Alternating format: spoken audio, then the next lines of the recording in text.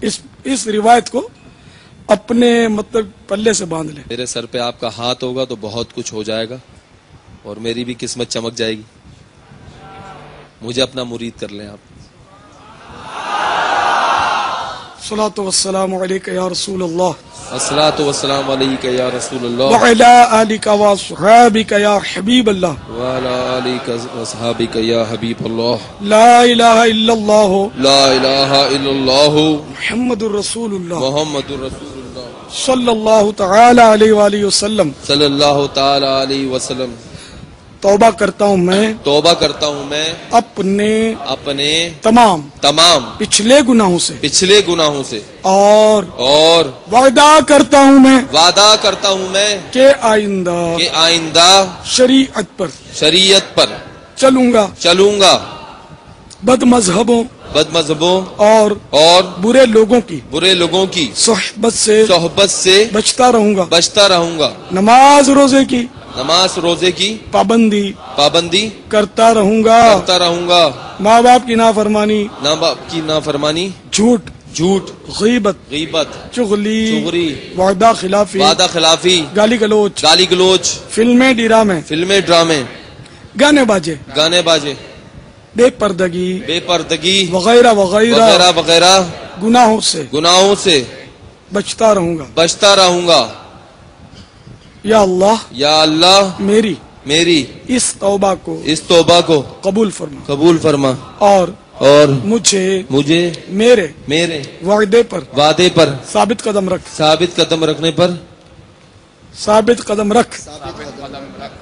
مرید ہوتا ہوں میں خاندان عالی شان قادریہ رضویہ میں نے اپنا ہاتھ آپ کے ہاتھ میں دیا اور آپ کے سریعے سے سرکار بغداد حضور غوث پاک رضی اللہ تعالی عنہ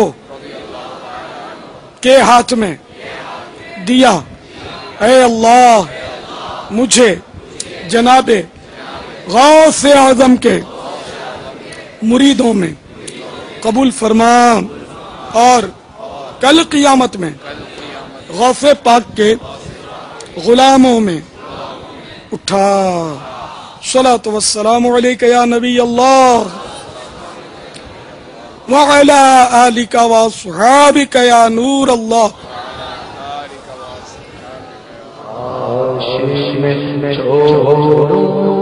ہنسنا سانا سیکھا رونا رلانا دیوانہ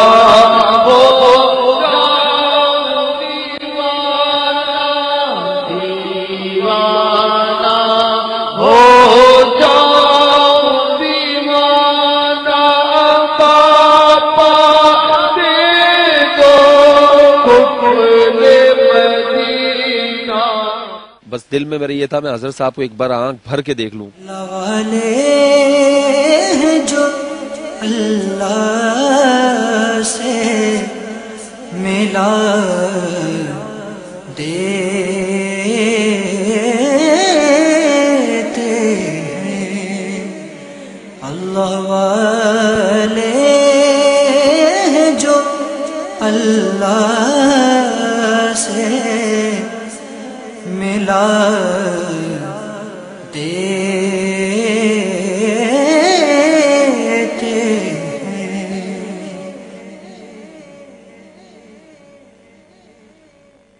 ملاقات جب ہوئی مرید ہوئے آپ اس کے آگے بتائیں کیا کیفیت تھی مرید ہوتے وقت؟ بس یہی کہ خواب ہی تھا 20-25 سال سے کہ میں حضرت صاحب سے کیسے ملوں گا. آج سے 15-16-17 سال پہلے میں کورنگی بھی گیا, وہاں پہ بھی حضرت صاحب کو میں نے دیکھا نہیں تھا لائف, لیکن میں سوچا ہوا تھا کہ ایسے ہوں گے اور ویسے ہی نکلے وہ. تو چھوٹا سا تھا, نادان تھا. اچھا میرے سے کوئی گناہ ہوتا تھا تو حضرت صاحب بچا لیتے تھے, کوئی غلط کام ہونے لگتا تھا تو حضرت صاحب کا چہرہ سامنے آ جاتا تھا, کچھ بولتا تھا تو حضرت صاحب کا چہرہ سامنے آ جاتا تھا, کہیں جا رہا ہوں تو حضرت صاحب, کہیں جا رہا ہوں تو ہرا رنگ دکھ رہا ہے. تو بس میں انٹرویو دے کے نکلا تو میں نے جب حضرت صاحب بھی اندر کہیں گئے ہوئے تھے کمرے میں تو حضرت صاحب جا رہے تھے آگے آگے، تقریباً میرے سے 4 قدم آگے ہوں گے اور ہم ان کے پیچھے پیچھے جا رہے تھے. وہ بس چلتے چلتے اچانک گھوم گیا میری طرف. تو میں تو دیکھنے آیا تھا نا ان کے، میں ملنے تھوڑی آیا تھا. میں تو اپنی اتنی اوقات ہی نہیں سمجھتا، میری نسل کی اتنی اوقات نہیں کہ میں ان سے ملوں.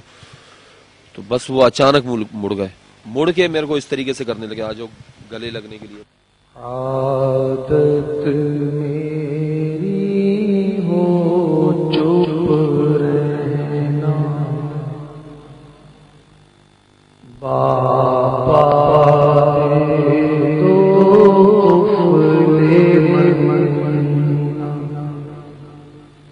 فالتو باتیں کاش کروں نا، فالتو باتیں کاش کروں نا، باپا دے دو قفل مدینہ، باپا دے دو قفل مدینہ.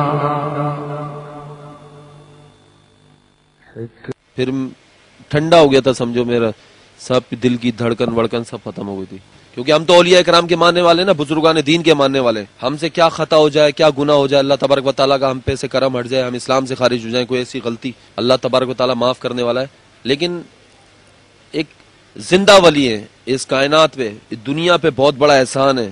حضرت صاحب کا اس کائنات پہ بہت بڑا احسان ہے. ہم کو سوچنا چاہیے، ایک وقت ایسا آ جائے گا کہ درختوں میں سے بھی آواز آئے گی دعوت اسلامی انشاءاللہ العزیز. آپ نے الحمدللہ امیر اہل سنت سے پھر ملاقات بھی فرمائی اور آپ کو تحفہ بھی دیا. پھر آپ کی گفتگو جو ہوئی اس کے بارے میں بھی کچھ بتائیں اگر. میں مطلب امیر اہل سنت سے آنکھوں میں آنکھ تو نہیں ملا پایا. میں یہی سوچ رہا تھا کہ یار میں کہاں ہزاروں عوام کو ہنسانے والا مجمع میں کھڑا ہو کے میں لوگوں کو مسکراہٹ بکھیرتا ہوں. لیکن میں حضرت صاحب کے سامنے کھڑا ہوا نا تو میں نے کہا بھائی بڑے سے بڑا کمانڈر، بڑے سے بڑا علماء، بڑے سے بڑا ولی، بڑے سے بڑا کمانڈو، 25-30 سال آرمی کی ٹریننگ کیا ہوا آدمی بھی ان کے سامنے نہیں کھڑا ہو سکتا. تو میں نے کہا یہ ہیں تو بڑے لاجواب آدمی، حاضر جواب ہے. اور ہم بھی حاضر جواب ہیں کیونکہ ہم کامیڈین ہیں. ہمارا کام حاضر جوابی کا، اگر ٹائمنگ نہ ہو، حاضر جوابی نہ ہو تو ہم ہنسا نہیں سکتے. آپ نے ایک خواب دیکھا تھا نماز فجر میں، آپ کو مرشد نے جگایا، اگر وہ بھی بیان کریں. میں سو رہا تھا تو مجھے کہنے لگے، آپ بتا دوں میں آپ کو کھل کے جو بات تھی. آپ نے مجھے کہا، میں سو رہا تھا، تھکا ہوا تھا، بیمار تھا. تو 1 مہینے تو ویسے ہی آپ کا چہرہ بار بار میرے سامنے آ رہا تھا، بار بار میرے سامنے آ رہا تھا. اور ماشاءاللہ سے میں نے 1.5 سال پہلے خانہ کعبہ کی بھی زیارت کی ہے اور 15-20 دن پہلے نبی پاک صلی اللہ علیہ وسلم کے روضہ مبارک کی بھی زیارت کی ہے. تو یہ سلسلہ چلتا رہتا ہے. اور میں کسی طرح جہاں میں دیکھ رہا ہوں مجھے ہرا رنگ دکھ رہا ہے، جہاں دیکھ رہا ہوں ہرا رنگ دکھ رہا ہے. تو میں ویسے بھی دل سے پکا سنی ہوں اور ماشاءاللہ سے الہی خیرگردانی باحق کے غوث جیلانی محبوب زبانی قطب ربانی شیخ عبد القادر جیلانی رحمۃ اللہ علیہ کا ماننے والا ہوں. تو ہمارا خاتمہ ایمان پہ ہونا چاہیے. صبح میں سو رہا تھا تو پھر آپ نے مجھ سے کہا اٹھ، تیرا بیڑا پار ہوگا، فجر تو پڑھ لے. میں نے فجر پڑھی ہے.